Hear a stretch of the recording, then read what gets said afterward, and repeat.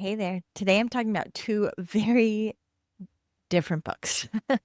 The two books that I've read recently, the two books that I've read recently are The 7-Year Slip by Ashley Poston and A Ship of Bones and Teeth by Karina. I'm assuming Hale. I'm not sure if it's Halle or Hale, but wildly different books. So I'm going to talk to you about those and then I'll show you my book blanket. I'm going to talk to you about these books and show you my granny squares that I've book covers for these.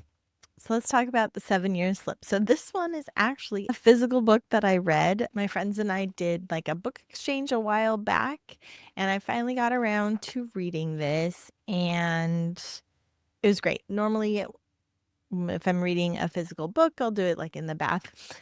And this one continued on with me outside of that realm. I had to finish it once I got to a certain point in the book. So it's great. It's got time travel, it's got romance. It is a very tame read, but it's a cute story of, a time traveling apartment. So if you liked the book, The Time Traveler's Wife, that one was pretty interesting. This one is set in a contemporary time period with that little twist of magic. So it was a lot of fun to read this one, and I highly recommend if you're looking for a light, easy, one-off book, this is it. And so the book cover was pretty with the yellows.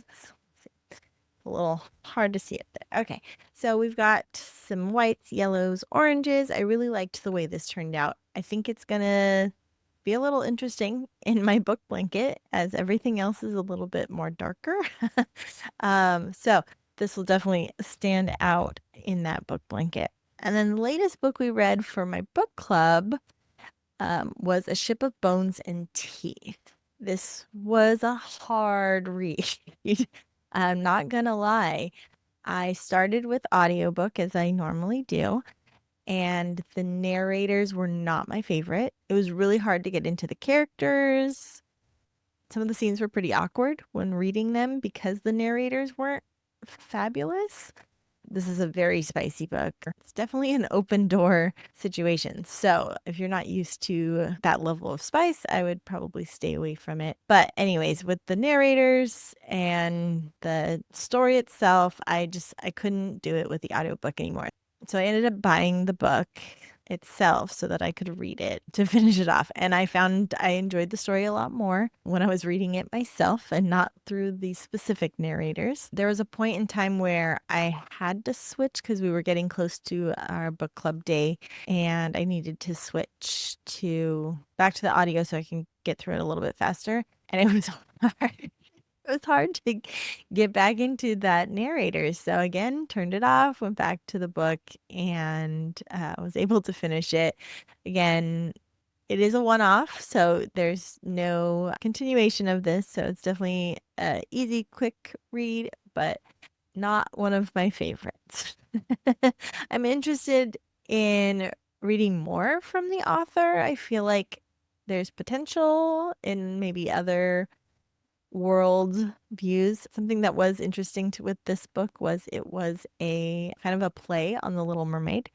So that kind of caught me off guard in the beginning, but it it was a good read. It wasn't terrible, but once I got over the audiobook issue, I enjoyed the story. So for this one, I really loved the colors of the cover of this one, and I found some really great yarn that kind of matched with it. So I found these like teals and light blues, and I kind of went with that ombre effect. And then I still wanted to throw in a little bit of that orange and yellow that's in the sky there. So I like it. It turned out good. So these two definitely might stand out in my on my book blanket because they are a little bit brighter than some of the other ones that I've been working on. I've got a good deal of them going.